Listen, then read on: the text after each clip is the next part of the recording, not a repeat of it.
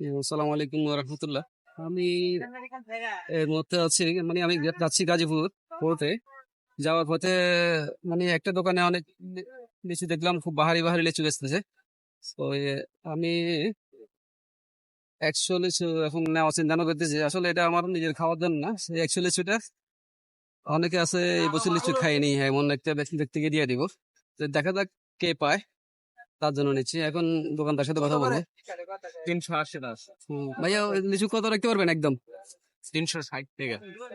আচ্ছা, তাহলে আমাকে একটা একটা 100 লিচু প্যাকেট করে দেন। ভালো টাইপের দেন, হ্যাঁ? ওটা আমি নিজেও খাবো না, জাস্ট একজনকে মানে হেল্প করবো আর কি, দিয়ে দেবো, যাতে যারা অনেক আছে যে এই লিচু আসলে খাইনি, অনেক দামি জিনিস তো, ওদেরকে দিয়ে দেবো আর কি। তো আপনি একটা প্যাকেট করে দেন।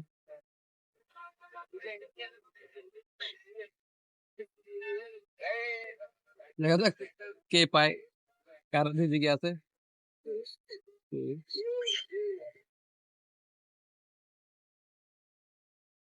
আপনি টাকাটা একটু রাখে দেন।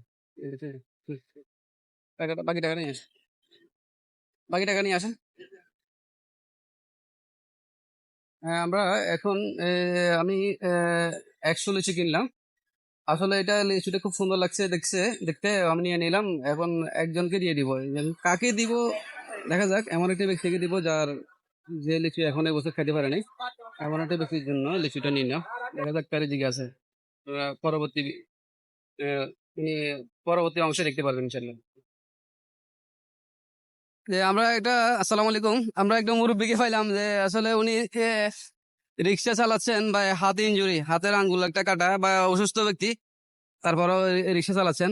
তো ওনার সাথে কথা বললাম যে উনি এই চলতি বছরে এখনো কোনো লিচু কিনে খায় নাই। এখন আমি অবশ্য একটা 100 লিচু একটু আগে কিনিয়েছি, যে এমন একটা ব্যক্তিকে দিয়ে দেবো যে যার ইনকাম কম বা এই বছর সে লিচু খায় নাই। আমরা এখন ভাইয়ের নাম কি? নাম ফজলু। ফজলু। ফজলু ভাই, ভাই গ্রাম কোন জায়গায়?